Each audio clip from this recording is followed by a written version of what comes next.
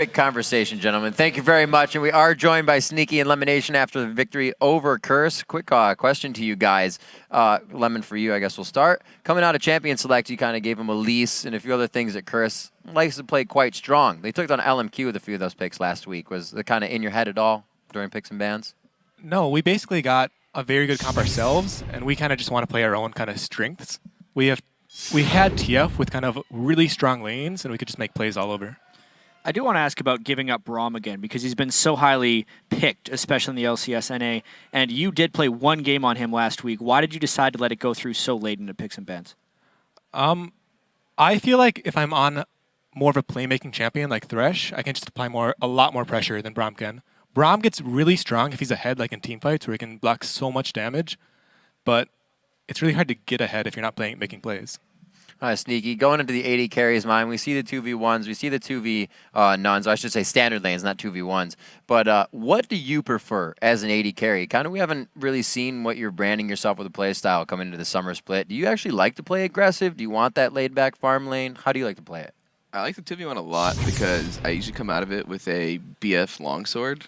So I'm really strong at that point in the game. And before that, I'm just like free farming, and I'm usually against their top laner, which is usually a free kill sometimes if they overextend and like try and fight for CS and stuff.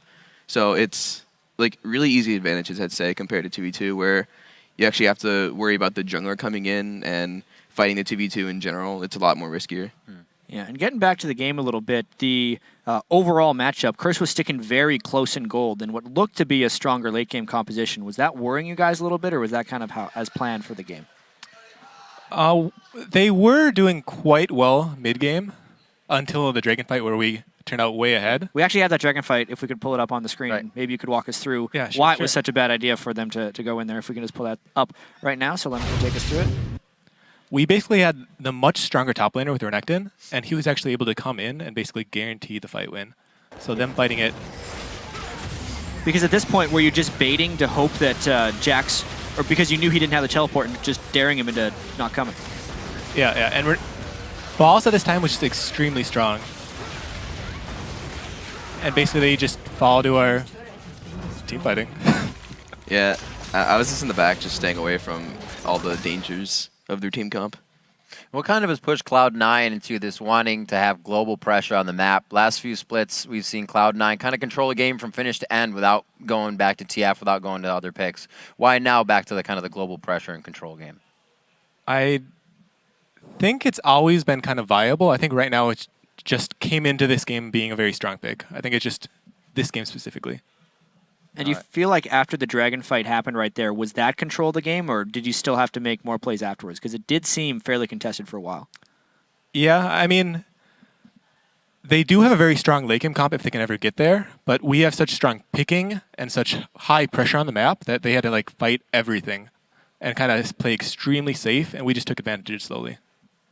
What makes it most difficult when you're playing against Curse in that type of situation? A team that can almost come from behind in kills, in gold, and kind of take those fights. How do you pick and choose which ones to get? I mean, you just got to look for the good ones. It's a lot easier with TF just because we can ult and see where everybody is. And we're like, yeah, these guys alone, go for them.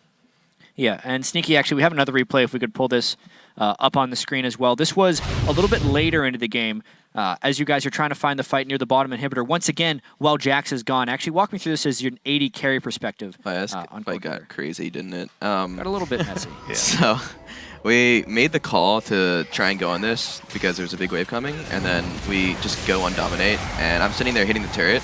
There was no one for me to really hit, and then I basically stay on the turret because no one ever comes in my range until later. And I think Kai was calling kill the turret there, and now we're fighting, basically. And it ended up being a very close fight here. Were there cohesive calls to fall back, or was it just more of an organic thing because everyone knew they were low?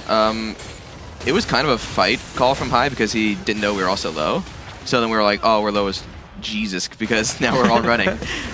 And if that got a kill, then Jinx may have killed everybody, but Hai ends up getting a gold card, and he's like, we can turn on this, and then we turn and kill him. Really, really close fight, because clearly if a few things would have went the other direction, that fight maybe would have swung it. Yeah, I think if Jinx got an earlier reset on somebody like Lemon, if he didn't get out before the Jax killed him, then he may have killed everybody, but ended up going in our favor. All right, guys, seems to definitely be coming together. A few more questions for you before we let you go.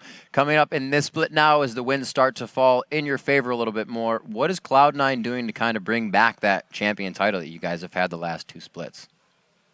What do you think?